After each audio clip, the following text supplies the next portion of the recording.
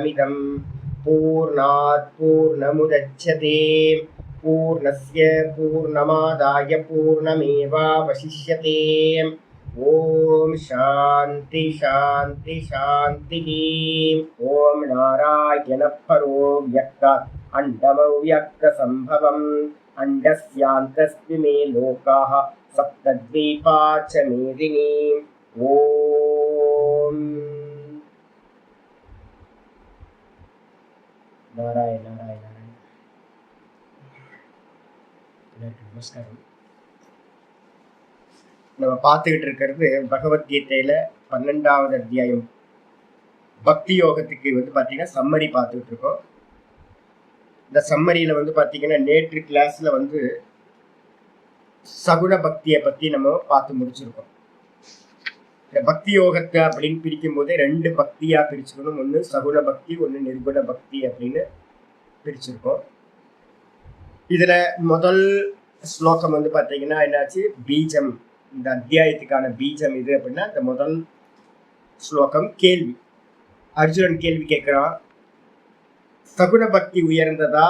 சகுன பக்தி பண்றவங்க பார்த்தீங்கன்னா உபாசனை பண்றவங்க, பக்தினா உபாசனை, உபாசனை பண்றவங்க பார்த்தீங்கன்னா தியானம் பண்றவங்க உயர்ந்தவர்களா, அல்லது நிர்குண பக்தி தியானம் பண்றவங்க உயர்ந்தவர்களா அப்படின்னு கேள்வி கேட்கும்போது அந்த பீஜத்தை வச்சுக்கிட்டு இந்த அத்தியாயம் ஆரம்பிக்கப்பட்டது.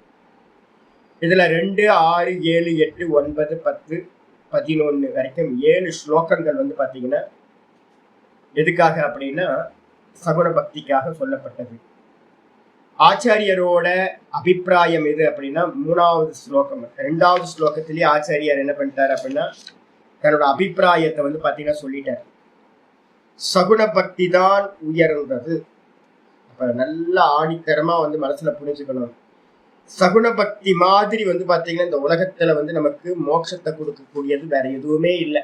இதுதான் பார்த்தீங்கன்னா பகவானோட அபிப்பிராயம். ஏன் அப்படின்னா சகுன பக்தி தான் நமக்கு நிர்குணத்துக்கு பக்கத்துல கொண்டு போய் விடுது. நான் ஏற்கனவே மாண்டூக்கிய உபனிஷத்துல ஒரு மந்திரம் நான் சொல்லியிருக்கேன். விராட் பண்ணி விராட்டை பார்த்தீங்கன்னா ஹிரண்ய கர்ப்பன்ல லயம் பண்ணி, ஹிரண்ய கர்ப்பனை பார்த்தீங்கன்னா ஈஸ்வரன் இடத்துல லயம் பண்ணி, அந்த ஈஸ்வரன் நான் தான் அப்படின்னு அறியறது.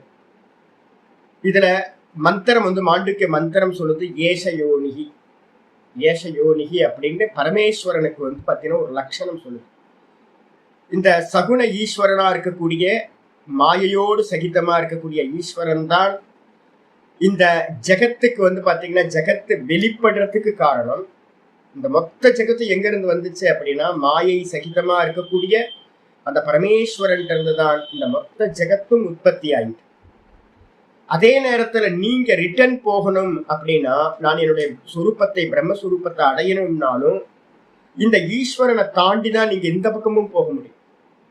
அப்ப இந்த கிரியேஷன் எல்லாம் உண்டாகிறதுக்கு யோனி காரணமா பகவான் இருக்கார். கூடவே பாத்தீங்கன்னா நிர்குண பிரம்மத்தை அடையறதுக்கும் அவர்தான் துவாரமா இருக்கார், அவர்தான் வாசலா இருக்கார்.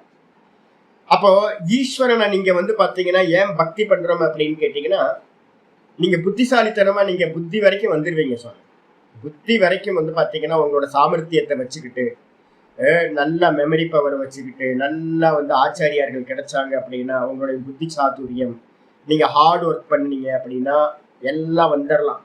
புத்தி வரைக்கும் புரிஞ்சுக்கலாம். ஆனா தூங்கி போயிடும்ல.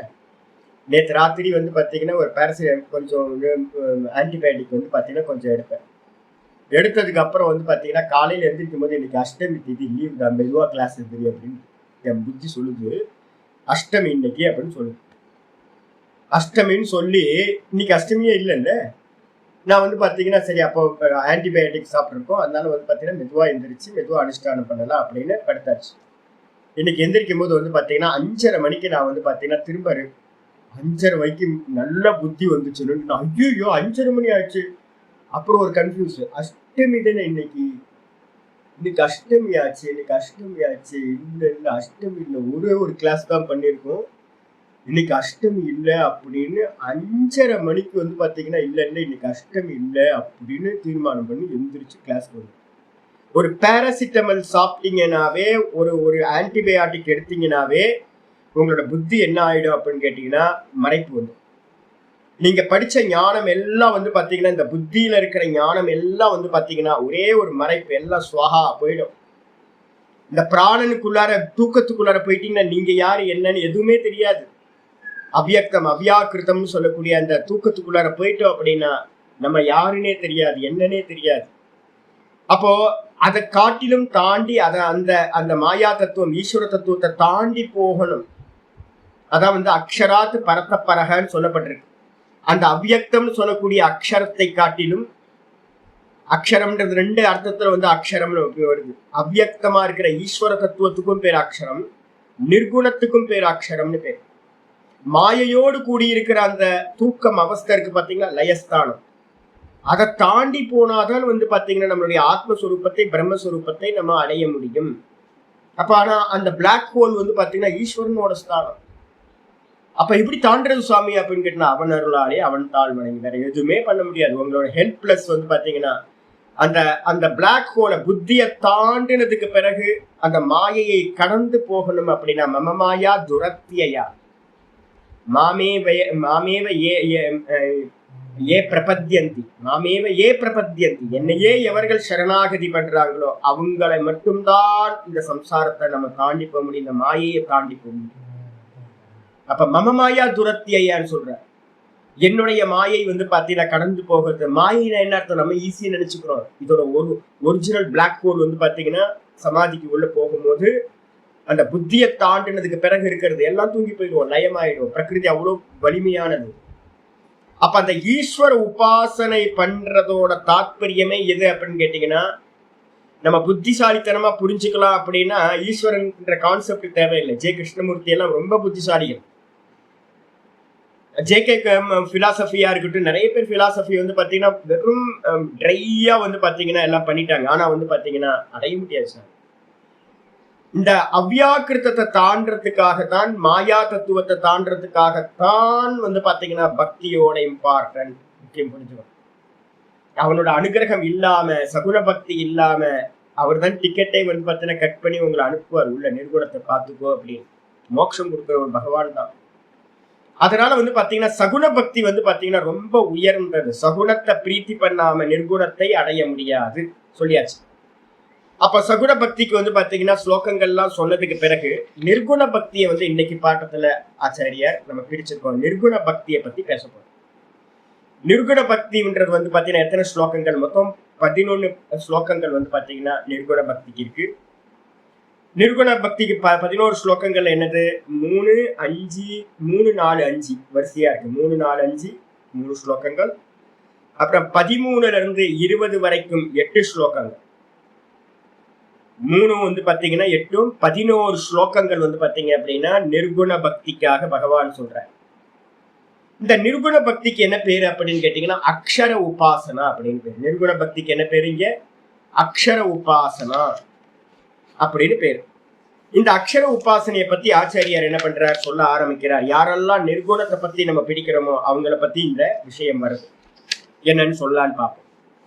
3வது ஸ்லோகம் வந்துருங்க. ஏத்வக்ஷரமநிர்தேஷ்யம் அவ்யக்தம் பர்யுபாசதே சர்வத்ர கமசிந்த்யம் ச கூட்டஸ்தம் அசலம் த்ருவம். ஏது அக்ஷரம் அநிர்தேஷ்யம். ஏத்துனா எவர்கள், ஆனால் எவர்கள். ஆனால் எவர்கள் என்ன அர்த்தம், சகுன பக்தர்களுக்கு மாறா எவர்கள் வந்து பாத்தீங்க அப்படின்னா அக்ஷரம் சொல்லக்கூடிய அழிவில்லாத நாசமில்லாத அநிர்தேஷ்யம். அநிர்தேஷ்யம்னா இது என்று சொல்ல முடியாத, வாக்கினால் சொல்ல முடியாத, வாக்குக்கு விஷயம் இல்லை, வாக்குக்கு விஷயம் இல்லாத, அவ்யக்தம் வெளிப்படாததை, நாமமா ரூபமா குணமா வெளிப்படாத தத்துவத்தை யோசிச்சு பாருங்க. இதுலயே காலி இல்லை. நம்ம அநிர்தேஷ்யம்னா வார்த்தையில சொல்ல முடியாது. அப்ப இந்த உலகத்துல நம்ம சொல்ற வார்த்தைகள் எல்லாம், சப்தங்கள் எல்லாம் வந்து பாத்தீங்கன்னா அதிகபட்சம் சகுனத்தை தான் குறிக்க முடியும், நிர்குணத்தை குறிக்காது. அப்ப பகவானோட பரம்பாவத்தை அறியணும் அப்படின்னா நாமரூபத்தை தாண்டி போகணும். அப்ப நாமரூப குணங்களால் சொல்ல முடியாதது, நாமரூப குணங்களால் வந்து பாத்தீங்கன்னா வெளிப்படாதது அவ்யக்தம். அநிர்தேஷ்யம் அவ்யக்தம். அது மட்டும் இல்லாம சர்வத்திரம் அப்படிப்பட்டது எது இருக்கோ, எந்த நாமரூப குணங்கள் அது பாத்தீங்கன்னா டைம் ஸ்பேஸ் மேட்டர்ல லிமிட் ஆயிடும். தேசகால வர்த்தமானங்களால் எல்லாமே லிமிட் ஆயிடும் எந்த ஒரு நாமம் ரூபம் குணம் வந்துச்சுன்னா. அப்ப இந்த அக்ஷர தத்துவம் பாத்தீங்கன்னா நாமரூப குணங்கள் இல்லாததுனால இது எங்க இருக்கு சுவாமி அப்படின்னா சர்வத்திரகம், எல்லா இடத்தையும் வியாபிச்சிருக்கிற தத்துவம். சரி, இதை வாக்குல சொல்ல முடியாது, வெளிப்படாதது, மனசுனால சிந்திக்க முடியுமா சுவாமி அப்படின்னா அச்சிந்தியம், சிந்தனைக்கு எட்டாதது.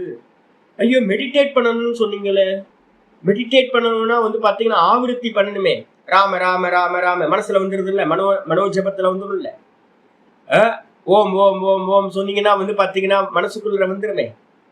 நமசிவாய் நமசிவாய் சொன்னீங்கன்னா மனசுக்குள்ளார வந்துருமே.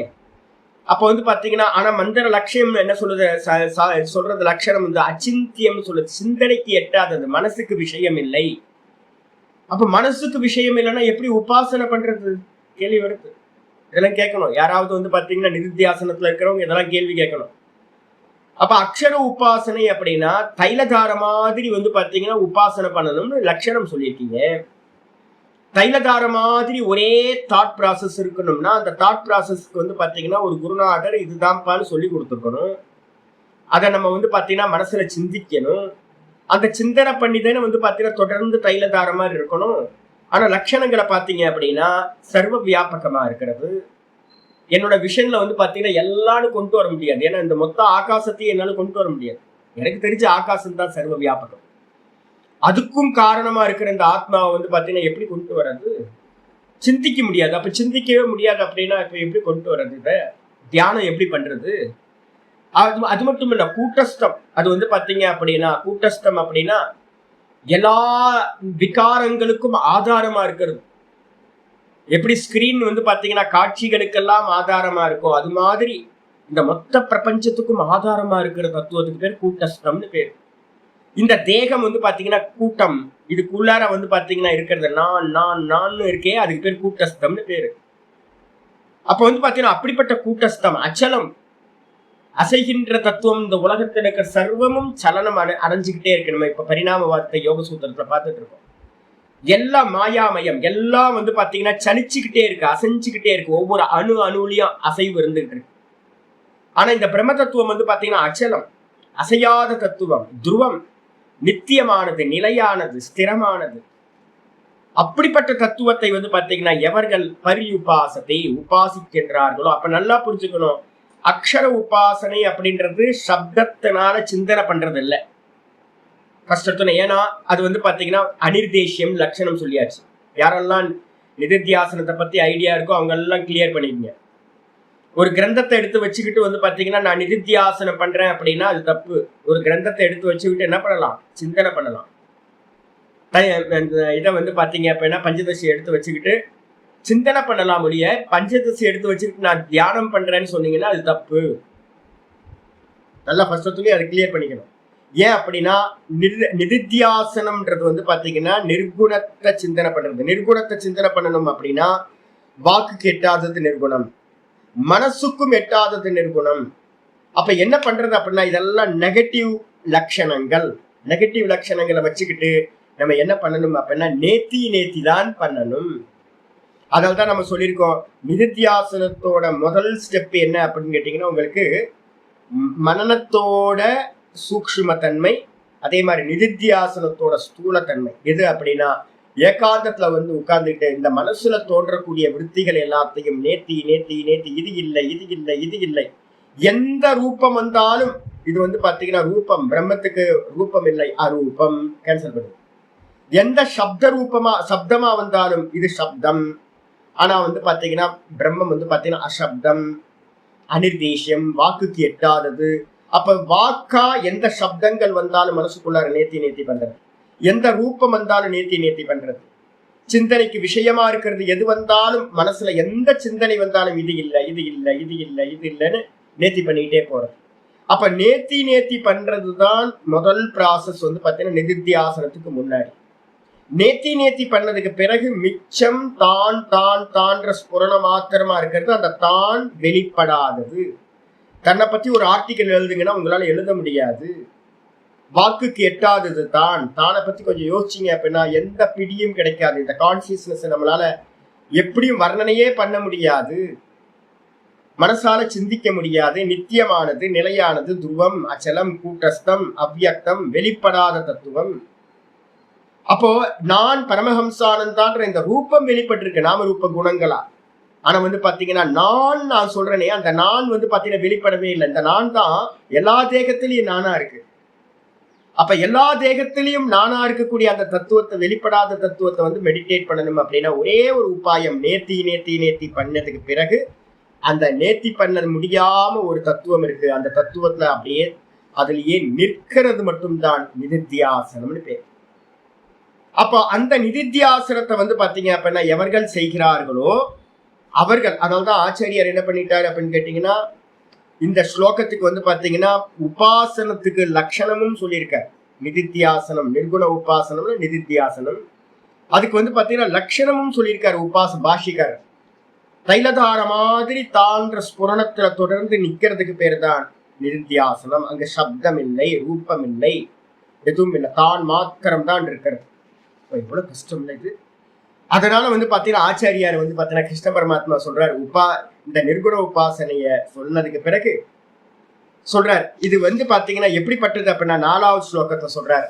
சன்னியம் ஏந்திரிய கிராமம் சர்வத்ர சமபுத்தயம் தே ப்ராப்னுவந்தி மாமேவ சர்வபூதஹிதே ரதாஹ.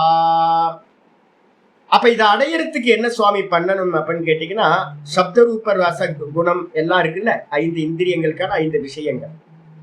இதுதானே இன்புட் பாத்தீங்கன்னா உள்ள போய் மனசுல பாத்தீங்கன்னா 5 விஷயங்களாக இந்த சித்தம் பாத்தீங்கன்னா பரிணமிக்குது. இந்த சித்தத்துக்கு பாத்தீங்கன்னா விஷயங்களை பாத்தீங்கன்னா உள்ள போய் அது அந்தந்த ஆக்காரமா இந்த சித்தம் பரிணமிச்சுக்கிட்டே இருக்கு. நான் என்னோட கண்களால் இந்த மலையை பார்த்தோட சித்தத்துல மலையோட ஆக்காரம் உண்டாச்சு. ஒரு மியூசிக்க கேட்ட காலையில கேட்டோட எம் எஸ் சுப்புலட்சுமி அம்மாவோட மியூசிக் கேட்டோட எனக்கு அந்த சிந்தனையில போயிடுச்சு. அதை தொடர்ந்து அம்மா என்னெல்லாம் பண்ணாங்க எப்படி அப்படின்னு போய் அங்கிருந்து கல்கிக்கு போய், கல்கியில இருந்து ராஜாஜிக்கு போய், இப்படியே ஊர் சுத்த போயிடும். ஒரு சப்தம் கேட்டோட ஒரு ரூபத்தை பார்த்தா அந்த ரூபத்து மயம் ஆயிடுது, சப்தத்தை கேட்டா சப்தமயம் ஆகுது. இது மாதிரி அந்த கரணம் பாத்தீங்கன்னா ஒவ்வொரு விஷயத்தை நோக்கியும் ஆப்போசிட்ல இருக்கிற விஷயங்களுக்கு ஏத்த மாதிரி பரிணமிச்சுக்கிட்டே இருக்கு. அப்ப உள்ளுக்குள்ள இருக்க நிர்குண நிராகாரத்தை என்னால் அறிய முடியாது. அப்ப நிர்குண நிராகாரத்துக்கு போறவன் என்ன பண்ணணும்னு கேட்டீங்கன்னா, இந்திரியங்களை பாத்தீங்கன்னா 100% கண்ட்ரோல் பண்ணணும். 18வது சாப்டர்ல வரப்போகுது. யதவாக்காயமான சக அப்படின்னு 18வது சாப்டர்ல 51வது ஸ்லோகத்துல சொல்ற. இந்த காயம், மனசு, எல்லா இந்திரியங்கள் எல்லாத்தையும், கர்மேந்திரியம், ஞானேந்திரியம் எல்லாத்தையும் கண்ட்ரோல் பண்ணணும். எப்படி சுவாமி செத்தா போகணும் அப்படின்னு அவன் பூர்வபக்ஷி கேட்கிறான். ஏன் அப்படின்னா உயிரோடு இருக்கிற வரைக்கும் இதெல்லாம் இருக்குமே, பார்க்கும், கேட்கும், கண்ணு காது மூக்கெல்லாம் இருக்கே. அப்படின்னும் போது அங்க சொல்றாரு என்னன்னா, தேகதாரண நிமித்த மாத்திரம் அப்படின்ற. இந்த தேகத்தை நிக்க வைக்கிறதுக்கு எவ்வளவு மினிமம் தேவையோ அந்த மினிமத்தை மட்டும் இந்த இந்திரியங்களுக்கு இந்திரிய விஷயங்களை பயன்படுத்தி என்ன பண்ணணும், வேற எதுக்கும் இந்த இந்திரியங்களை பயன்படுத்தாம சதா பாத்தீங்கன்னா அகம்னு சொல்றதுலயே நிக்கிறது. சன்னியம் ஏந்திரிய கிராமம், நன்றாக அடக்கப்பட்ட இந்திரிய கூட்டங்களை வச்சுக்கிட்டு சர்வத்திர, இந்த உலகத்துல இருக்கிறது சர்வம் பிரம்மமயம், மனசுல நல்லா கொண்டு வர்றது சர்வம் பிரம்மமயம், பிரம்மத்துக்கு அந்நியமா வேற ஒண்ணும் இல்லை அப்படின்னு சமபுத்தையாக, எல்லாத்துலயும் விஷம புத்தி இல்லாம இவர் வேற அவர் வேற இது வேற அது வேற அப்படின்னு நம்ம பார்த்தோம். கம்மல், மூக்குத்தி, ஒட்டியானம், பிரேஸ்லெட் எல்லாம் தனித்தனியா பார்த்தது போய் இது தங்கம், இது தங்கம், இது தங்கம், இது தங்கம்னு எப்படி நம்ம பாத்தீங்கன்னா புத்தி வந்ததுக்கு அப்புறம் பாக்குறோமோ, அதே மாதிரி இந்த வேதாந்தம் படிச்சதுக்கு பிறகு என்ன பண்ணணும் அப்படின்னா, நிதித்தியாசனத்துக்கு போறவன் சர்வத்தையும் பாத்தீங்கன்னா கான்சியஸ்னஸ்க்கு மேல இருக்கிற வெறும் நாமரூப கல்பனா, வாஸ்தவத்துல நான் மட்டும்தான் இருக்க, நானுக்கு மேல தெரியறதெல்லாம் ஆபாசம், இது எல்லாம் பாத்தீங்கன்னா பிரம்மம் தான், நான் தான் அப்படின்னு எல்லாத்துலயும் பாத்தீங்கன்னா அந்த பிரம்மத்தை பாத்தீங்கன்னா சமமா இருக்கிற ஈஸ்வரனை பார்க்கிற ஈஸ்வர தத்துவம் இந்த பிரம்ம தத்துவம். அவர் தான் சமமா இருக்கார், பகவான் தான் சர்வத்திர சமபுத்தையக, எல்லா இடத்திலையும் சமபுத்தி உடையவனா. தே பிராப்னுவந்தி மாமேவ, யார் பாத்தீங்கன்னா இருக்கிறார்களோ அவர்கள் என்னையே அடைகிறார்கள். இதுதான் டிஃபரன்ஸ் பாத்தீங்க அப்படின்னா. இதுல ஆச்சாரியார் என்ன பண்ணிட்டாரு அப்படின்னு கேட்டீங்கன்னா, உங்களுக்கு சகுன பக்தி பண்றவங்களை பத்தி பேச்சு வரும்போது 7வது ஸ்லோகத்துல சொன்னார், யாரெல்லாம் சகுன பக்தி உபாசனை பண்றாங்களோ அவங்கள நான் கரையேத்தி விடுறேன், சமுத்திரத்தா. அப்ப சகுன பக்தி பண்றவங்களுக்கு பேத ரூபமா இருக்கிற பகவான் என்ன பண்றார், அவர் தான் என்னோட இரும் அப்படின்னு சாயுஜ்ய பதவியை கொடுத்து கிரமமுக்தியை கொடுக்கிறார் சகுன பக்தர்களுக்கு. நிர்குண பக்தர்களோட பாவம் என்னன்னா, எனக்கு அந்நியமா ஈஸ்வரன் இல்லை அப்படின்னு பாவிக்கிறான். இருக்கிறது ஒரே தத்துவம், பிரம்ம தத்துவம் மட்டும்தான் இருக்கு. நான் அப்படின்னு ஒரு ஜீவனும் இல்லை, நான் அப்படின்னு ஜீவனும் இல்லை, இந்த ஜெகத்துன்னு ஒரு விஷயமும் இல்லை. அப்ப இருக்கிறது ஒரே தத்துவம், ஏக்கமேவ அத்விதீயம், பிரம்ம தத்துவம் மட்டும்தான் இருக்கு, சர்வம் பிரம்மமயம் அப்படின்னு உபாசனை பண்றவன் அவனுக்கு பாத்தீங்கன்னா அவனுக்கு அந்நியமா ஈஸ்வரன் இல்லாததுனால அவன் எதை சிந்திக்கிறானோ அதுவாகவே இவனே ஆகின்றான். பிரம்மத்தை அறிந்தவன் பிரம்மமாவே ஆகிறான். யாரும் பிரம்மத்தை இவனை அடைய பண்றது யாரும் ஹெல்ப் பண்ணல. ஏன்னா ஈஸ்வரன் ஒரு ஆள், ஜீவனுக்கு அந்நியமா ஈஸ்வரன் ஒரு ஆள் இல்லை. ஆனா சகுன பக்தனுக்கு வேற இருக்கிறதுனால, ஈஸ்வரன் இருக்கிறதுனால, ஈஸ்வரன் சகுன பக்தர்களுக்கு பாத்தீங்கன்னா கை தூக்கி விடுறவரா, சம்சாரத்துல இருந்து விடுதலை கொடுக்கிறவரா இருக்கார். நிர்குண பக்தனுக்கு தானே பாத்தீங்கன்னா இவன் அடைகிறான். யாரெல்லாம் நிர்குண பக்தி பண்றாங்களோ தே பிராப்னுவந்தி மாமேவ, அந்த நிதித்தியாசனத்துல இருக்கிறவங்க முடிவுல என்ன பண்றாங்க, அந்த பிரம்மத்தையே அடைகிறார்கள். வேற யாரும் நடுவுல மீடியேட்டர் யாரும் தேவையில்லை. அவங்க எப்படி இருக்காங்க, சர்வபூத ஹிதே ரதாக, சர்வ ஜீவராசிகளுக்கும் ஹிதத்தை செய்யறவங்களா இருக்காங்க. எல்லா ஜீவராசிகளும் சௌக்கியமா இருக்கணும் அப்படின்னு பாத்தீங்கன்னா அந்த ஹிதத்துல பாத்தீங்கன்னா ரம்மிக்கிறவர்களா இருக்காங்க அப்படின்னு 4வது ஸ்லோகம் சொல்லியாச்சு. 3, 4 சொன்னதுக்கு பிறகு சரி இது ஈஸியா சுவாமி, இது ஈஸியா அப்படின்னு கேட்கும் போது ஆச்சாரியார் சொல்றாரு, 5வது ஸ்லோகத்துல சொல்றாரு, கிளேஷோதிகதரஸ்தேஷாம் அவ்யக்தா சக்த சேதசாம் அவ்யக்தாஹி கதிர் துக்கம் தேகவத்பிரவாப்யதே. ரொம்ப முக்கியமானது. நிதித்தியாசனம்னு யாரும் நாங்களாம் சொல்லவே மாட்டோம் அந்த வார்த்தையை. நாங்க நிதித்தியாசனம் பண்றேன் அப்படின்னு நான் எங்கேயுமே சொல்ல மாட்டோம். நாங்க மனனம் பண்ணிட்டு இருக்கோம்னு சொல்லிட்டு இருக்கோம். ஏன் அப்படின்னு கேட்டீங்கன்னா இங்க அவ்வளவு கிளியரா இருக்கு. என்னன்னு கேட்டீங்கன்னா இப்ப நான் பேசிக்கிட்டு இருக்கேன், இந்த சப்தங்களோட விவகாரம் பண்ணிட்டு இருக்கும் போது நான் நிதித்தியாசனம் பண்ண முடியுமா சுவாமினா பண்ண முடியாது. ஏன் அப்படின்னு கேட்டீங்கன்னா மௌனி பவேத் அப்படின்னு இருக்கு. பாண்டித்யம் நிர்வித்ய பால்யேன திஷ்டாசேத் பாண்டித்யம் ச பால்யம் ச நிர்வித்ய அத மௌனி பவேத் அமௌனம் ச அமௌனம் ச நிர்வித்ய அத பிராமணாக. மந்திரம்லாம் நல்லா தெளிவா தெரியணும். பிருகதாரண்யத்துல பாத்தீங்கன்னா சொல்லுது என்னன்னு கேட்டீங்க அப்படின்னா, பாண்டித்யம் நிர்வித்ய சிரவணத்தை முழுசா பண்ணிட்டு, நிர்வித்ய மிச்சமில்லாம சிரவணத்தை பண்ணிட்டு, மிச்சமில்லாம பண்ணணும். ஒரு பலம் வீரியம் வரணும் மனனம் பண்றதுக்கு. தூக்கத்துலயும் பாத்தீங்கன்னா எனக்கு என்னன்னா வேதாந்தம் வரணும். அது மாதிரி பாத்தீங்கன்னா என்ன பண்ணணும், அந்த வேதாந்தத்தை ஃபுல்லா லோட் பண்ணணும், ஃபுல் பண்ணணும். சித்தத்தை ஃபுல்லா வேதாந்தம் ஆகணும். அதுக்கப்புறம் பாத்தீங்கன்னா பாண்டித்யம் ச நிர்வித்ய பால்யேன திஷ்டாசி. பால்யம்ன்றதுக்கு அர்த்தம் இந்த சிரவணத்துல இருந்து உண்டாகக்கூடிய ஒரு பலம் இருக்கு. என்ன பலம் சுவாமி அப்படின்னு கேட்டீங்கன்னா, எதை பார்த்தாலும் இது பொய் தானே, இது பொய் தானே, இது பொய் தானே, நான் பாக்குற ஒருத்தன் தானே சத்தியம் அப்படின்னு நமக்கு உள்ளுக்குள்ளார ஒரு தாட் எந்த விவகாரங்கள்லயும் இந்த தாட் வந்துகிட்டே இருக்கு அப்படின்னா நீங்க சிரவணத்தோட பலத்தை எடுக்க ஆரம்பிச்சிட்டீங்கன்னா, அப்ப அந்த பலத்தையும் பாத்தீங்கன்னா என்ன பண்ணணும், பால்யேன திஷ்டாசேத் அப்படின்னா நல்ல பலத்துல நிக்கிறதுக்கு பேரு மனநம்னு பேரு. மனநத்தை பாத்தீங்கன்னா இது பொய், இது பொய், இது பொய், பார்க்கிறவன் சத்தியம், பார்க்கப்படும் வஸ்து எல்லாம் பொய். அந்த பார்க்கிறவன் பாத்தீங்கன்னா ஈஸ்வரன். அந்த ஈஸ்வரன் எனக்குள்ளார ஆத்மாவா இருந்து எல்லாத்தையும் பார்த்துக்கிட்டு இருக்கான். நானும் ஈஸ்வரனும் வேற வேற இல்லை, இது எல்லாம் பொய், மித்தியா அப்படின்னு 24 மணி நேரம் தூக்கத்தோட கடைசி தாட்டும் வேக்கப்பாடோட முதல் தாட்டும் இந்த மாதிரி பாத்தீங்கன்னா ஒருத்தருக்கு உள்ளுக்குள்ளார விசாரம் போக ஆரம்பிச்சிருச்சுன்னா, ஆட்டோவா போகுதுன்னா நீங்க மனநத்துல நல்லா எஸ்டாப்ளிஷ் ஆயிருக்கீங்கன்னா.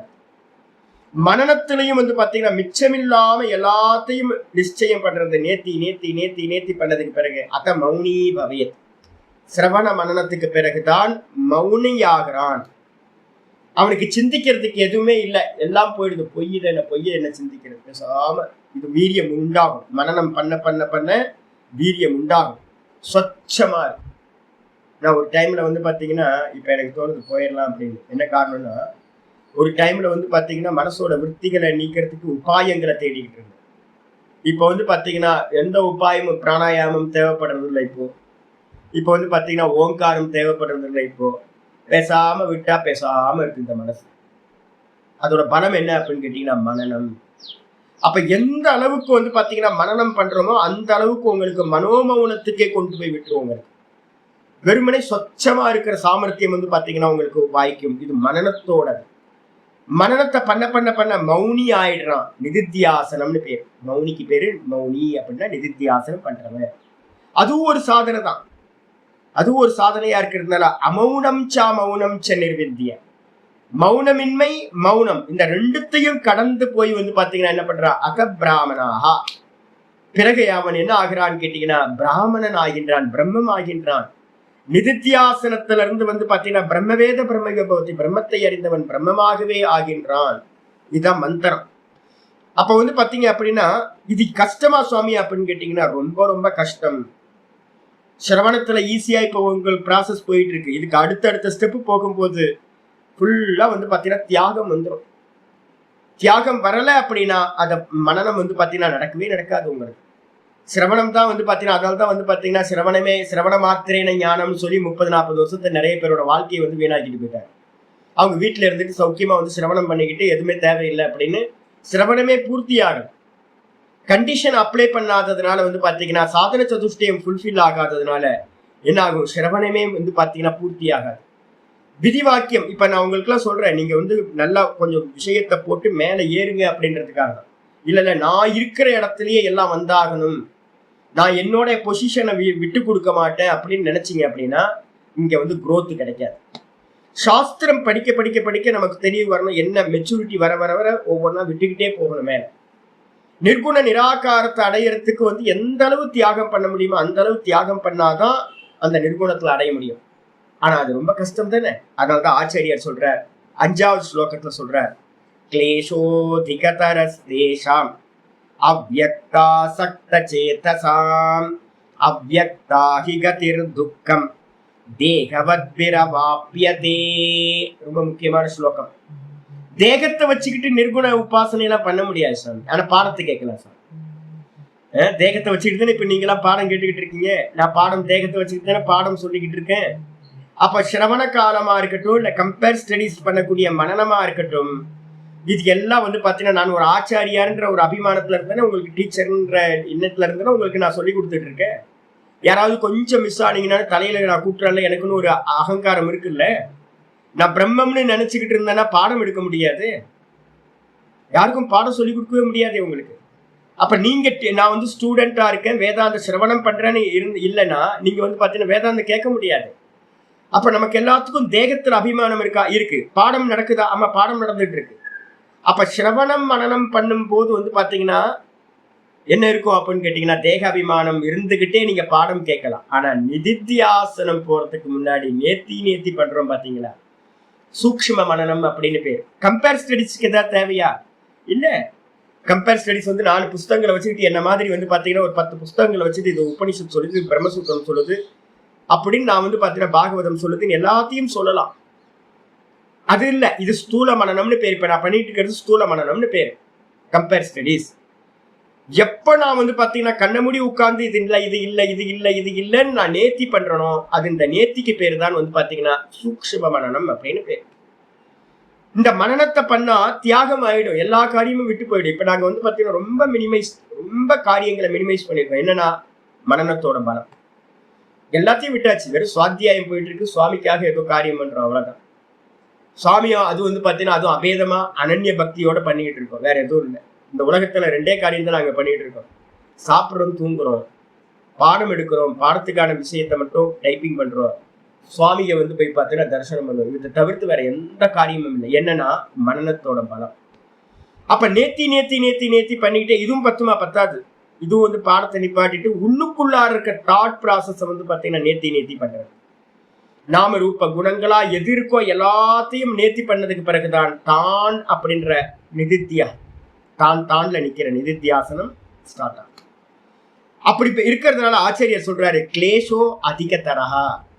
இந்த நிர்குண தியானத்துக்கு வந்து பாத்தீங்கன்னா நிர்குண தியானம் அக்ஷர உபாசனைக்கு வந்து பாத்தீங்கன்னா கிளேஷம் ரொம்ப அதிகம், ரொம்ப கிளேஷம் அதிகம். கிளேஷம்னு என்ன அர்த்தம்? துக்கம், கஷ்டம் அதிகம், ரொம்ப கஷ்டம். மனசு வந்து பாத்தீங்கன்னா சஞ்சலிக்கும். ஏன் சுவாமி அப்படின்னு கேட்டீங்கன்னா அவ்யக்தா சக்த சேதசாம். யாருக்கு? அப்படின்னா அவ்வியக்தத்துல வந்து பாத்தீங்கன்னா யாரெல்லாம் அவ்வியக்தத்தை பிடிக்கணும்னு ட்ரை பண்றாங்களோ, இங்க ரமணாசிரமத்துக்கு வந்தீங்கன்னா நிறைய பேர் வந்து பாத்தீங்கன்னா துக்கி ஆயிப்பாங்க. ஒரு 10 வருஷம் 15 வருஷம் இருந்திருப்பாங்க. இருந்துட்டு வந்து பாத்தீங்க அப்படின்னா சரியான மெத்தட்ல போகாம என்ன பண்ணலாம், அவ்வியக்தத்தை நானே பிடிச்சிடலான்னு வந்து நின்றுவாங்க. நின்றுட்டு வந்து பாத்தீங்கன்னா பிடிக்கவே முடியாது. ஒரு மாதிரி ஐயோ தலை வலிக்குதுங்க, என்ன பண்றதுன்னே தெரியல அப்படின்னு. நிறைய பேர் என்ன பண்ணுவாங்க, உள்ளுக்குள்ளார உட்கார்ந்து சிந்தனை பண்ணிக்கிட்டு எதையோ கல்பனா ஓடிக்கிட்டே இருக்குமா, மனோராஜ்யம் ஓடிட்டு இருக்கும். நான் தியானம் பண்ற மாதிரி அவங்க கல்பனை பண்ணிப்பாங்க, அவ்வளவுதான்.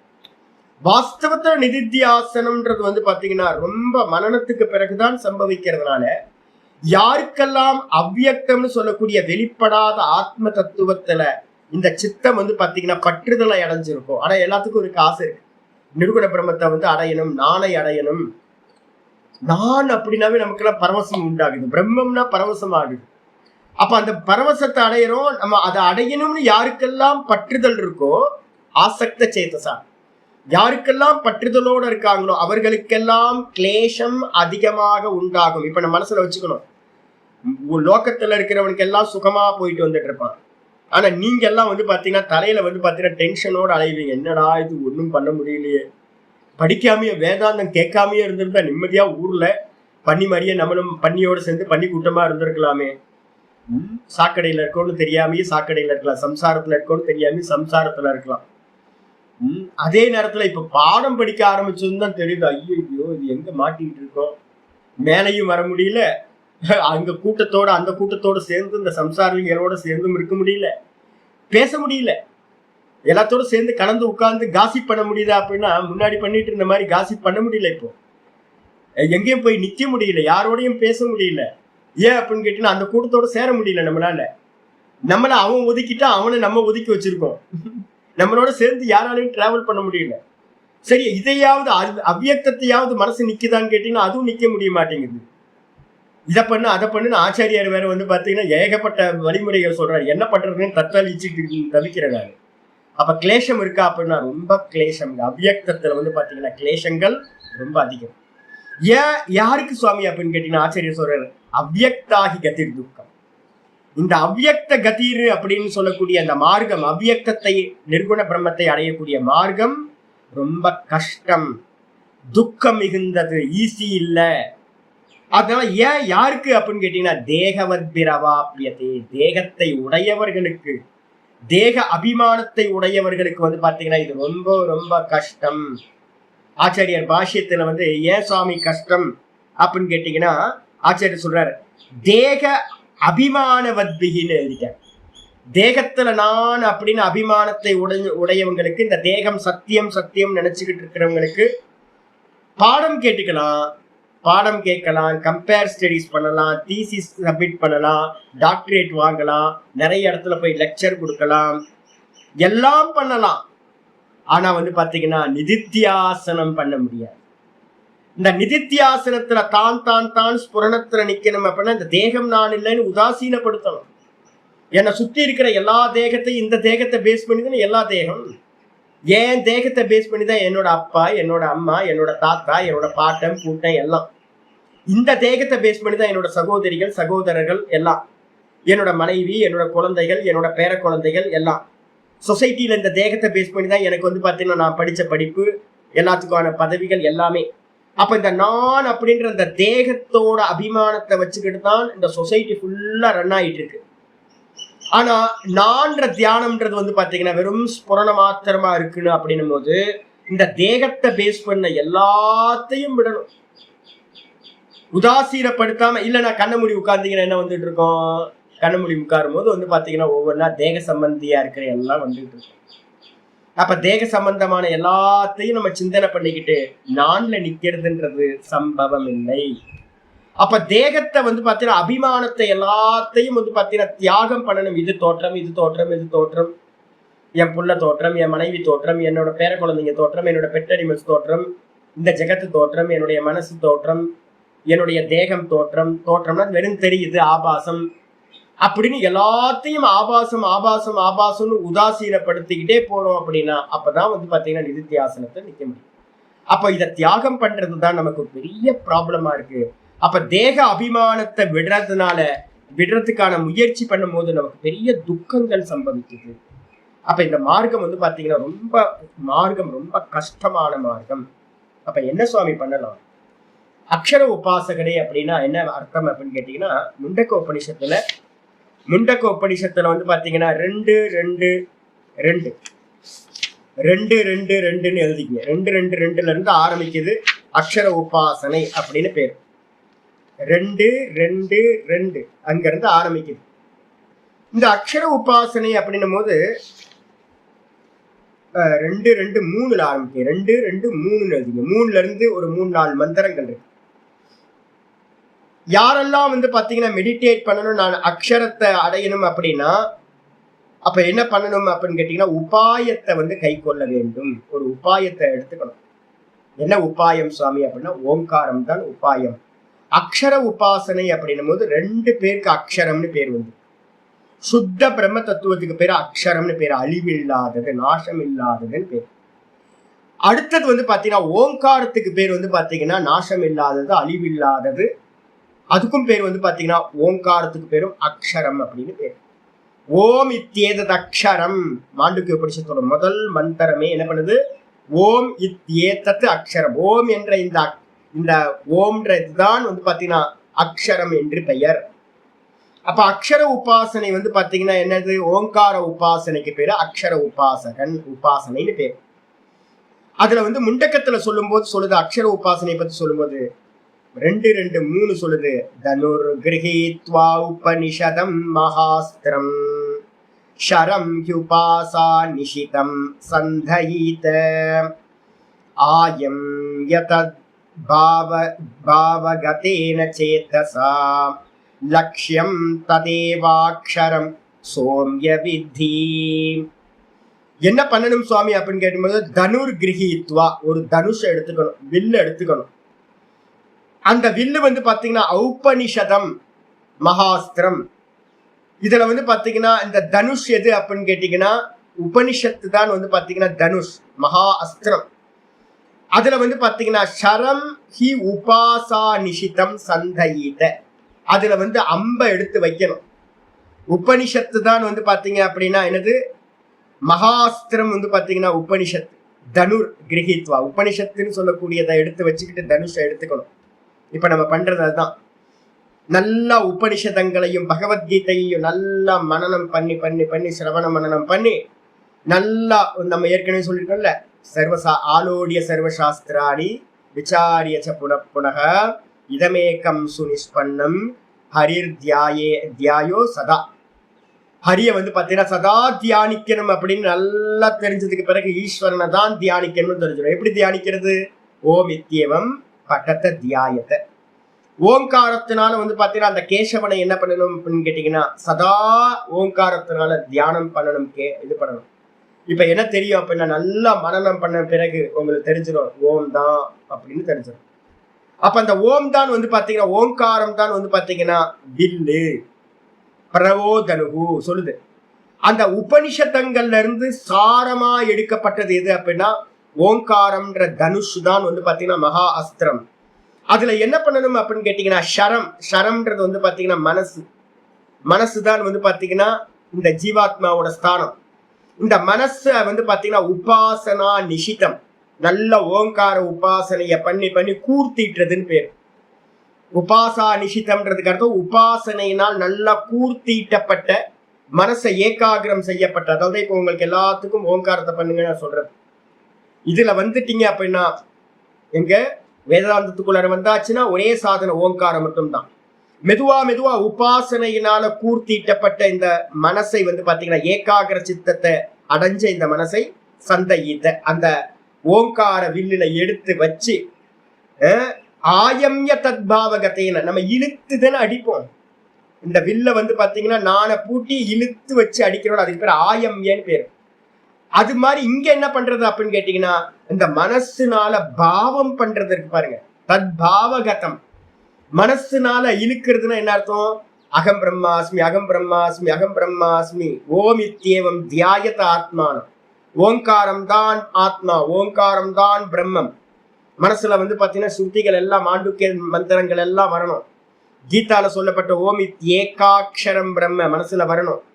அப்ப இந்த மனநத்துல வந்து பாத்தீங்கன்னா நல்லா பாவம் பண்ணணும். இந்த ஓங்காரம் தான் பிரம்மமா இருக்கு, நான் அந்த பிரம்மமா தான் இருக்கேன், ஓங்காரமா தான் இருக்கேன் அப்படின்னு பாவிச்சு பாவிச்சு தத் பாவகத்தேன சேத்தசா மனசுனால நல்லா பாவம் பண்ணி, எங்க யோக சூத்திரத்துல இருக்கா தஜ்ஜபகா தத் அர்த்த பாவனம்.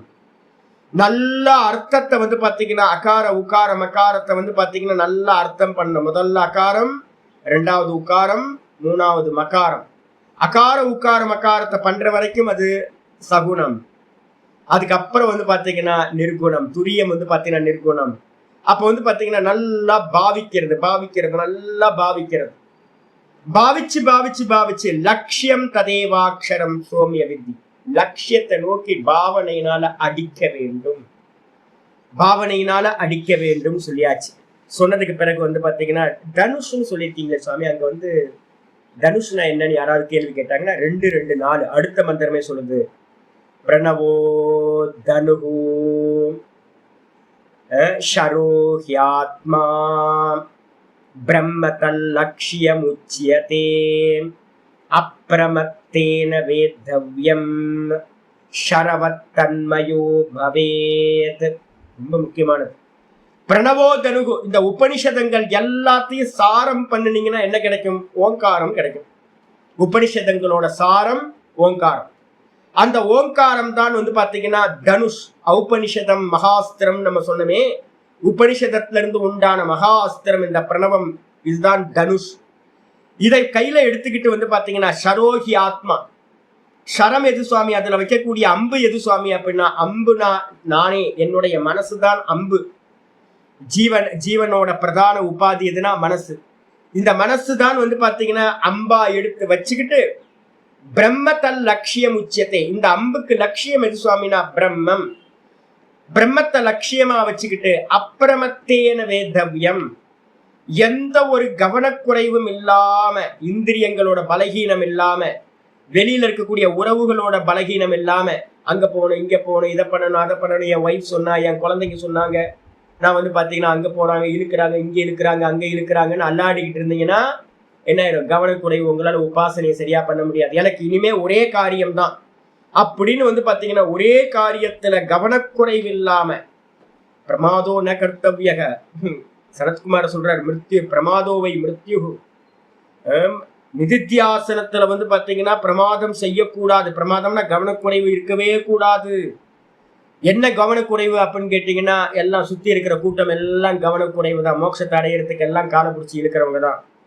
அப்ப எந்த விஷயத்திலையும் கவனக்குறைவு இல்லாம அப்பிரமத்தேன வேதவ்யம், எந்த ஒரு கவனக்குறைவும் இல்லாம இந்த ஓங்காரத்தினால என்ன பண்ண, இந்த மனசுல வந்து பாத்தீங்கன்னா சதா ஓம் ஓம் ஓம் ஓம் ஓம் ஓம் ஓம் ஓம் இதையே சிந்திச்சுக்கிட்டு, லட்சியம் எது அப்படின்னா பிரம்மம் தான்.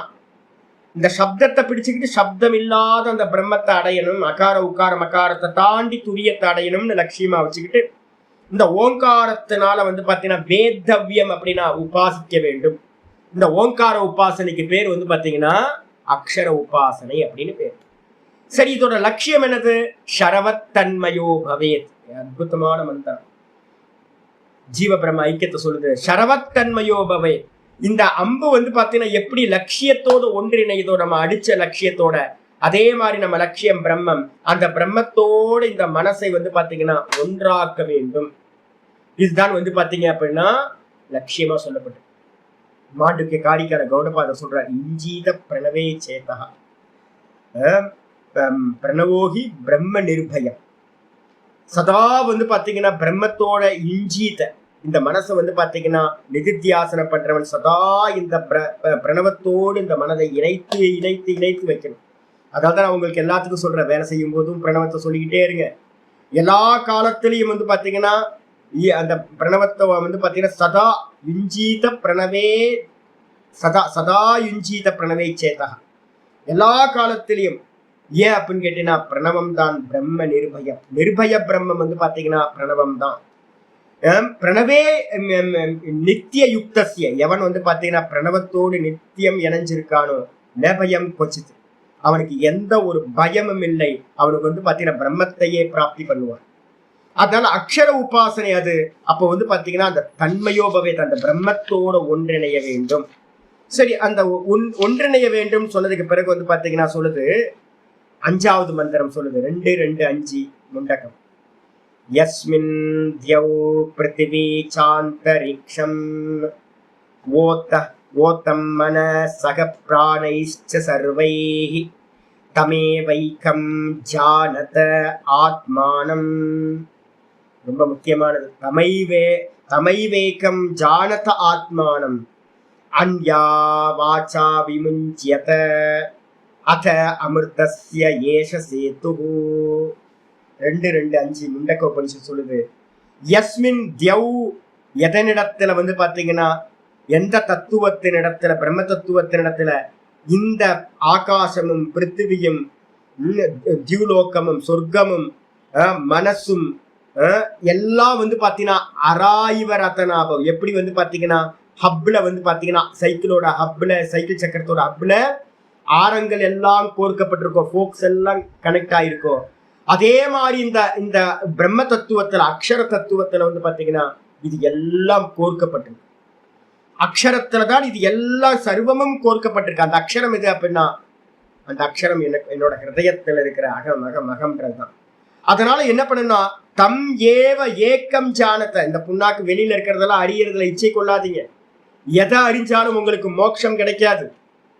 ஒரே ஒரு தத்துவம், இந்த ஆத்ம தத்துவத்தை, பிரம்ம தத்துவத்தை மட்டும்தான் அறியணும். லட்சியம் ஒண்ணு வச்சுக்கிட்டு என்ன பண்ணும், ஆத்மானம், இந்த ஆத்மாவை மட்டும்தான் ஜானத்தை அறிவாயாக, அந்யா வாச்சாம் விமுஞ்சத, இந்த உலகத்தில் இருக்கிற எல்லா சப்தங்களையும் விட்டொழிப்பாயாக, எல்லாத்தையும் விடு.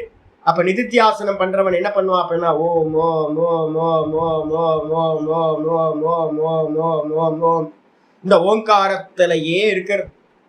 அருணகிரிநாதர் மாதிரி சதா ஓங்காரத்திலேயே இருக்கிறது. இருந்ததுக்கு பிறகு என்ன பண்ண, எல்லா வாக்கையும் விட்டொழிப்பாயாக, அத அமிர்தஸ்ய ஏஷ சேது. இந்த விதமா இதை நீங்க பண்ணினீங்க அப்படின்னா இதுதான் அமிர்தத்துக்கு வந்து பாத்தீங்கன்னா பாலம். இந்த சம்சாரத்திலிருந்து அமிர்தத்தை அடையிறதுக்கு வந்து பாத்தீங்கன்னா பாலமாக இருக்கிறது. அப்ப 6வது மந்திரம் சொல்லுது, 2-2-6 சொல்லுது, அரா இவ ரதனாபௌ சங்கதா யத்ர நாட்யஹ ச ஏஷோ அந்தஸ்சரதே பகுதா ஜாயமானஹ ஓம் இத்யேவம் தியாயத ஆத்மானம். ரொம்ப அற்புதமான மந்திரம் சொல்லுது. அரா இவ ரதனாபவ், சைக்கிள் சக்கரத்துல, தேர் சக்கரத்துல அதோட மைய பகுதியில வந்து அதோட ஆரங்கள் எல்லாம் எப்படி கோர்க்கப்பட்டிருக்கோ அதே மாதிரி வந்து பாத்தீங்கன்னா இந்த நாடிகள் எல்லாம், இந்த தேகத்துல இருக்கிற எல்லா நாடிகளும் 72,000 பிரதான நாடிகளும் வந்து பாத்தீங்கன்னா இந்த ஹிருதயத்துல இருக்கக்கூடிய ஆத்மால தான் வந்து பாத்தீங்கன்னா எல்லாம் கனெக்ட் ஆயிருக்கு. அகம் அகம் அகம் நம்ம சொல்றோமே, அந்த அகம் அகம்ன்ற ஸ்புரணத்துலதான் அதான் ஹப்பா இருக்கு. அதுதான் வந்து பாத்தீங்கன்னா கோரா இருக்கு. எல்லா நாடிகளும் அந்த இடத்துலதான் வந்து பாத்தீங்கன்னா கோர்க்கப்பட்டிருக்கு. அதுல இருந்துதான் பகுதாச்சாயமான எல்லா திசையில நோக்கி போகக்கூடிய இந்த நாடிகள் எல்லாம் அந்த ஒரு மையத்துலதான் கோர்க்கப்பட்டிருக்கிறது. நான் சொல்லக்கூடிய அந்த ஆத்மா. அப்ப அந்த ஆத்மாவை என்ன பண்றது சுவாமி, எப்படி அடையிறது அப்படின்னு கேட்டா, ஓம் இத்யேவம் தியாயத ஆத்மானம். மனசுல எல்லாம் புரிஞ்சுங்க. நிர்குண உபாசனைக்கு வந்து பாத்தீங்கன்னா சாதனம் எது அப்படின்னு கேட்டீங்கன்னா ஓங்காரம். ஓம் இத்யேவம் தியாயத ஆத்மானம், ஓம் என்று இந்த ஆத்மாவை தியானம் செய்வீர்களாக. அதனால என்ன கிடைக்கும் அப்படின்னு கேட்டீங்கன்னா, மந்திரம் நமக்கு வந்து பாத்தீங்கன்னா ஒரு வாழ்த்து சொல்லுது, அனுகிரகம் பண்ணுது, ஆசீர்வாதம் பண்ணுது. ஸ்வஸ்தி வக பாராய தமசப்பரஸ்தாத். இந்த சம்சாரம்னு சொல்லக்கூடிய அவித்யான்னு சொல்லக்கூடிய அந்தகாரத்தை, இருட்டை தாண்டி செல்வதற்கு, இதை கடந்து போறதுக்கு வந்து பாத்தீங்கன்னா உங்களுக்கு மங்களம் உண்டாகட்டும். யாரெல்லாம் ஓங்காரத்தை பண்றீங்களோ அவங்களுக்கெல்லாம் ஸ்ருதி மாதா என்ன பண்றா அப்படின்னு கேட்டீங்கன்னா அனுகிரகம் பண்றா, உங்களுக்கு எல்லாம் மங்களம் உண்டாகட்டும் அப்படின்னு. இதுக்கு மேல என்னங்க மந்திரம் வேணும்? அப்ப வந்து பாத்தீங்கன்னா பரிபூர்ணமா இந்த அந்தகாரத்தை, சம்சாரத்தை தாண்டி போகணும் அப்படின்னா ஓம் இத்யேவம் தியாயத ஆத்மா. மெதுவா சகுனத்தை பிடிச்சு பிடிச்சு பிடிச்சு நிர்குணத்துக்கு போகிறது. இதுக்கு அப்புறம் தான் மந்திரங்கள்லாம் வருது. இதை பண்ண பண்ண பண்ண பண்ண வித்தியதே ஹிருதய கிரந்தி சித்தியந்தே சர்வ சம்சயாக க்ஷீயந்தே சாஸ்ய கர்மாணி தஸ்மின் திருஷ்டே பராமரை. இந்த ஓங்காரத்தை பண்ண பண்ண பண்ண பண்ண என்ன ஆகும்னு கேட்டீங்கன்னா எல்லாம் அகாரத்தை தாண்டி உக்காரத்தை தாண்டி மகாரத்தை தாண்டி வந்து பாத்தீங்க அப்படின்னா போயிடலாம். அந்த துரியத்துக்கு வந்து பாத்தீங்கன்னா பிரம்மத்துக்கு வந்து பாத்தீங்கன்னா சாட்சாத்காரம் பண்றதுக்கு சாதனமா. அப்ப ஓங்கார சாதனைக்கு பேரே அக்ஷர உபாசனை அப்படின்னு பேர். அப்ப மெதுவா கூட்டிட்டு வரணும். சரிச்சா? சொன்னதுக்கு பிறகு வந்து பாத்தீங்கன்னா ஆச்சாரியார் இப்போ இது கொஞ்சம் சைட்ல சொன்னது ஓங்கார உபாசனைக்கு பேரும் அக்ஷர உபாசனை பேர். சொன்னதுக்கு பிறகு வந்து பாத்தீங்கன்னா இவன் தானே அடைகின்றான். ஆத்மானம் பஷ்யதி, ஆத்மனா ஆத்மானம் பஷ்யதி. மாண்டூக்கிய உபனிஷத்தை எடுத்து வச்சுக்கிட்டு 12 மந்திரங்களையும் எடுத்து வச்சு திரும்ப திரும்ப திரும்ப என்ன பண்ணணும், அகாரத்தை உக்காரத்துல லயம் பண்ணி, உக்காரத்தை மகாரத்துல லயம் பண்ணி, மகாரத்தை வந்து தன்னிடத்திலேயே லயம் பண்ணி, அகமேவ பரம் பிரம்ம அப்படின்னு வந்து பாத்தீங்கன்னா தன்னிலேயே தான் நிக்கிறது, தன் சுரூபமா பிரம்மஸ்வரூபமா ஆகின்றான் அப்படின்னு மாண்டூக்கிய முடியுது. அப்ப வந்து ஓங்காரத்தை எடுத்துக்கிட்டு பண்ணக்கூடிய தியானம் அக்ஷர உபாசனை. சரி, இதுக்கு வந்து பாத்தீங்கன்னா எப்படி சுவாமி அப்படின்னு கேட்டீங்கன்னா 12வது ஸ்லோகம் ஒரு வார்னிங் கொடுக்குது. இந்த நிர்குண உபாசனைக்கு யாரெல்லாம் போறாங்களோ அவங்க எல்லாத்துக்கும் வந்து பாத்தீங்கன்னா நிதித்தியாசனம் போறவங்களுக்கு ஒரு ப்ராப்ளம் வருது. 12வது ஸ்லோகம் ஸ்ரேயோ ஞானம் அபியாசாத், ஸ்ரேயோ ஞானம் அபியாசாத் ஞானாத்யானம் விசிஷ்யதே தியானாத் கர்மபல தியாகः தியாகாத் சாந்திரனந்தரம். ரொம்ப முக்கியமான ஸ்லோகம் இது. அப்ப யாராவது கேட்கலாம், சாமி பேசாம ஓங்காரத்தை பண்ணிட்டு எங்கேயா ஒதுங்கிடலாமா சாமி? அப்ப நீங்க தான் சொல்லியிருக்கீங்க ஓங்கார தியானம் சொல்லியிருக்கீங்க, ஓங்கார தியானத்துக்கு பேர் தான் அக்ஷர உபாசகனே அப்படின்னு.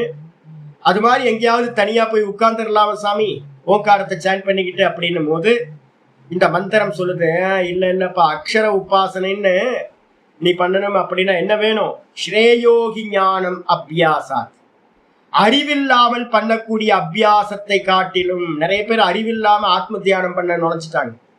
நிறைய பேர் வந்து பாத்தீங்கன்னா இப்ப ரமணாசிரமம்லாம் நிறைய பேர் நான் பாக்குறேன், எனக்கு நியூ கம்மர்ஸ், ஓல்டு பீப்புள்லாம் நிறைய அறிவோட இருந்திருக்காங்க. பழைய புஸ்தகங்கள் எடுத்து பாத்தீங்கன்னா தெரியும், ரமணர் வாழ்ந்த காலத்துல வந்து பாத்தீங்கன்னா இந்த சாஸ்திர சம்பிரதாயம் ரொம்ப ஸ்ட்ராங்கா இருந்துச்சு.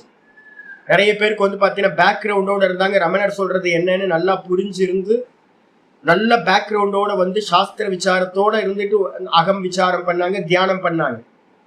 இப்ப என்ன பண்ணிட்டாங்க, ஃபேஷன் ஆகி போச்சு. ஒரு ரமணரோட புக்கை வந்து ஹூ ஐ எம் அப்படின்னு ஒரு பிரிண்ட் பண்ணி ஒரு புக்கை அந்த பேக் எடுத்து மாட்டினீங்கன்னா கௌரவம் ஆகி போச்சு. ஊர்ல வந்து பாத்தீங்கன்னா நிறைய பேர் பைய தூக்கிட்டு அலைஞ்சுக்கிட்டு இருக்காங்க இங்க அங்க. பாக்குறதுக்கு ஆச்சரியமா இருக்கு. கண்ண மூடி உட்கார முடிஞ்சா என்ன ஆகும்? நிர்குணத்தை தியானம் பண்ண முடியுமா? அகம தியானம் பண்ண முடியுமான்னு முடியாது. அப்ப முறையா வந்து பாத்தீங்கன்னா அபியாசம் கண்ண மூடி உட்கார்ந்தா ஒரு மண்ணங்கட்டி நடக்காது. அறிவில்லாமல் செய்யக்கூடிய அபியாசம் ஒரு பக்கம், அறிவில்லாம சிரவண பலம் இல்லாம மனன பலம் இல்லாம நேரடியா ஆத்ம ஞானத்துல உட்கார்றன்னு கண்ண மூடி உட்கார்றவங்க நிறைய பேர் பெருகிட்டாங்க.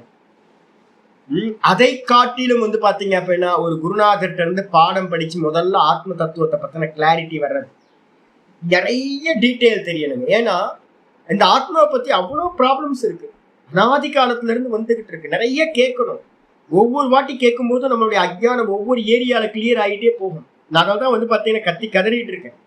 இல்லைன்னா எவனாவது 425 கிளாஸுக்கு வந்து பாத்தீங்கன்னா 12வது அத்தியாயத்துக்கு வருவானா, திரும்ப திரும்ப இதை பேசுவானா? ஏன் அப்படின்னு கேட்டீங்கன்னா இன்னைக்கு ஒருத்தருக்கு புரியுறது நாளைக்கு வந்து பாத்தீங்கன்னா வேற ஒருத்தருக்கு புரியும். நேத்து கேட்டதுல ஒருத்தருக்கு தமோ குணம் இருந்திருக்கும், மறைக்கப்பட்டிருக்கும். இன்னைக்கு சொல்லும் போது இன்னும் சுவாமி நல்லா நேற்று சொன்னதுதான் இன்னைக்கு சொன்னேன். ஆனா இன்னைக்கு சொல்லும் போது சத்துவ குணம் இருக்கிறதுனால கேட்சிங் ஆயிடும், நமக்கு இது பண்ணிப்போம். அப்ப திரும்ப திரும்ப ஆவருத்தி பண்ணிக்கிட்டே இருக்கணும். அப்ப இந்த சிரவணம் வந்து பாத்தீங்கன்னா ஞானம் வந்து பாத்தீங்கன்னா சிரவணமும் மனனமும் வந்து பாத்தீங்கன்னா குருட்டாம்போக்குல பண்ணக்கூடிய அஜ்ஞானத்தோட பண்ணக்கூடிய அபியாசத்தை காட்டிலும் மிகவும் சிறந்தது. ஸ்ரேயோ மனசுல புரிஞ்சுக்கணும். அப்ப சிரவணம் பண்ணிட்டு நீங்க மனனம் பண்ணிட்டு நிதித்தியாசனத்துக்கு போனீங்கன்னா சூப்பர். ஆனா வந்து சிரவணம் மனனம் பண்ணாம நிதித்தியாசனத்துக்கு போனீங்கன்னா ஜெயிக்க முடியாது சார். அதுக்கப்புறம் நேற்று வந்து பாத்தீங்கன்னா ஜக்கி வாசுதேவ் வந்து பாத்தீங்கன்னா ரொம்ப அருமையா பேசுவார், நல்ல ப்ரெசன்டேஷன்.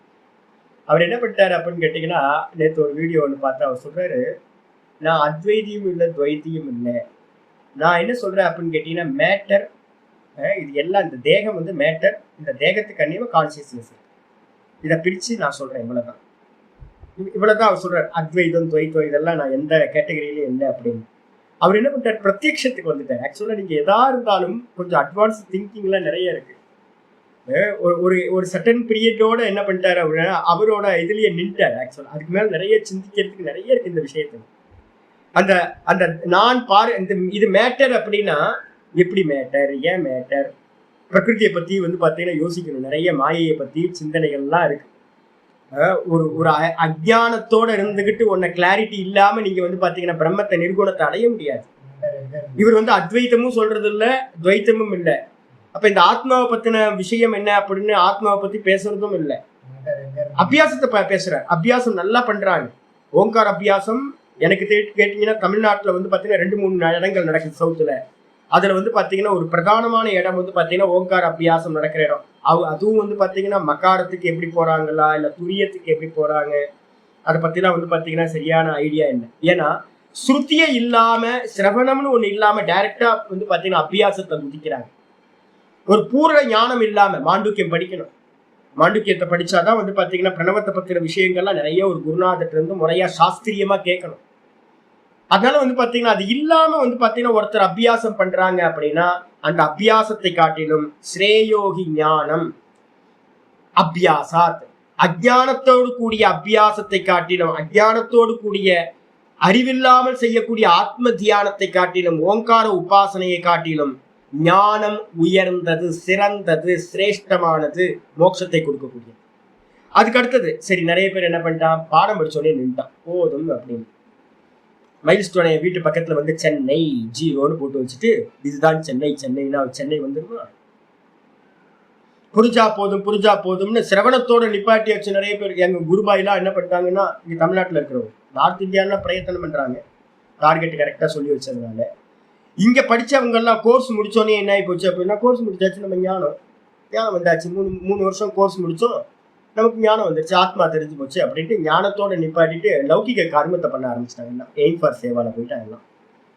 ஐயோ விவகாரம் பண்ணிட்டு நிறைய பேர் பண்ணையார் ஆயிட்டாங்க. சாமிகள் எல்லாம் பண்ணையார் மாதிரி ஆளை வச்சு வேலை வாங்கிக்கிட்டு இது பண்ணிக்கிட்டு அடப்பாவிங்களா. மோட்ச மார்க்கம் எவ்வளோ சட்டிலா இருக்கிறது, அதோட சிரவணத்தோட காலி நிறைய பேர். அப்போ வந்து அங்க சொல்லுது என்னன்னு கேட்டா, ஞானாத் தியானம் விசிஷ்யதே.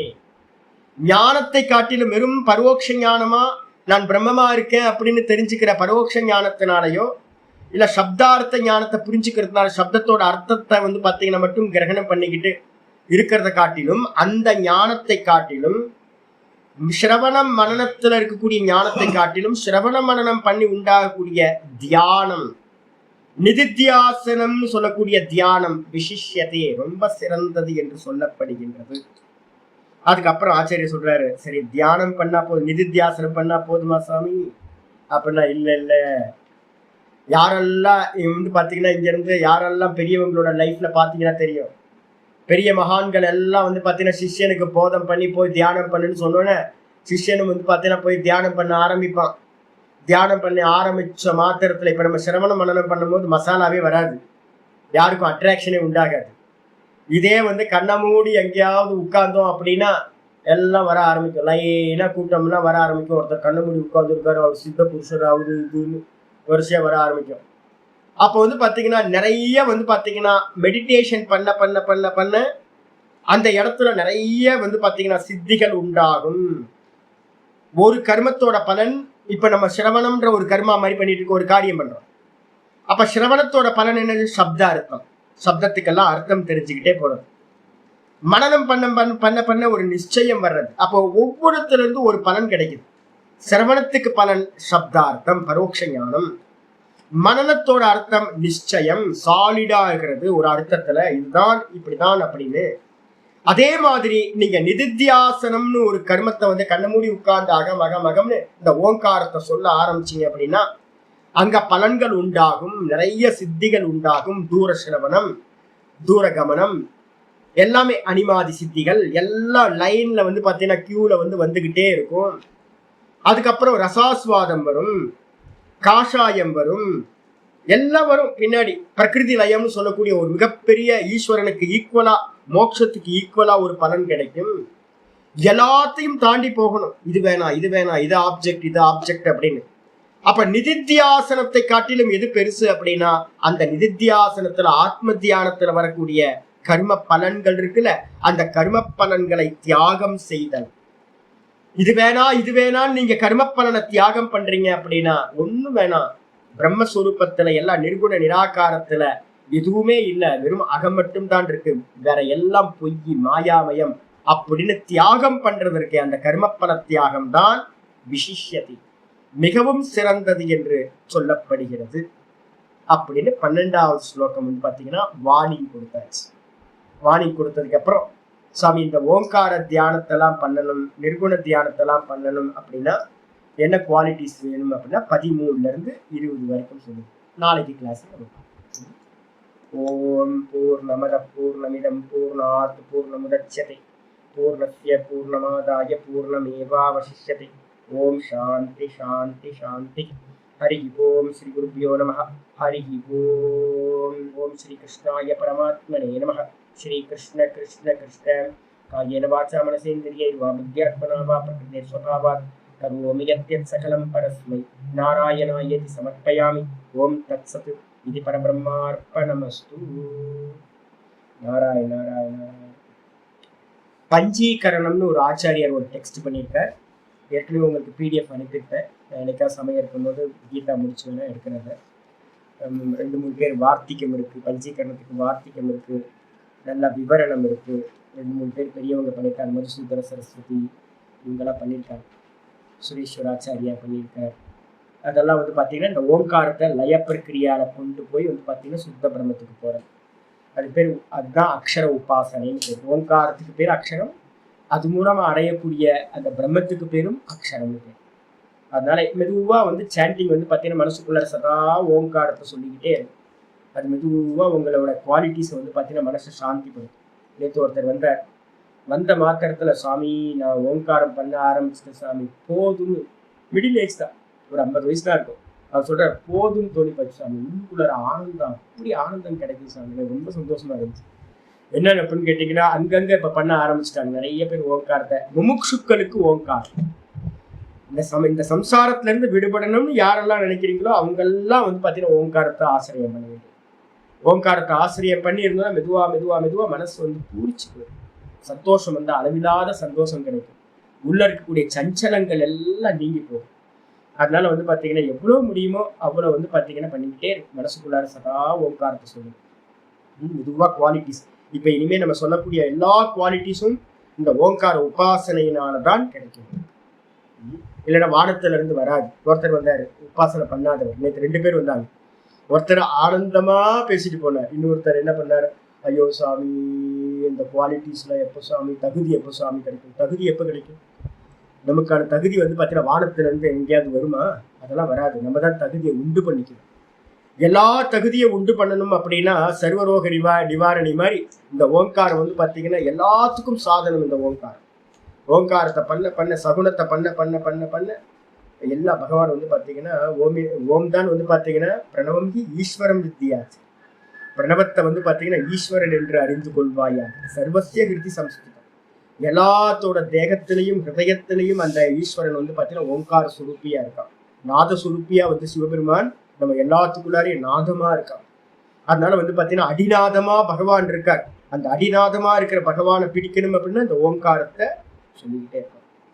கொண்டு வந்துடும், நல்லா மேலே கொண்டு வந்துடும். ஓங்காரத்தை விடாம பண்ணு. நாராயணன்.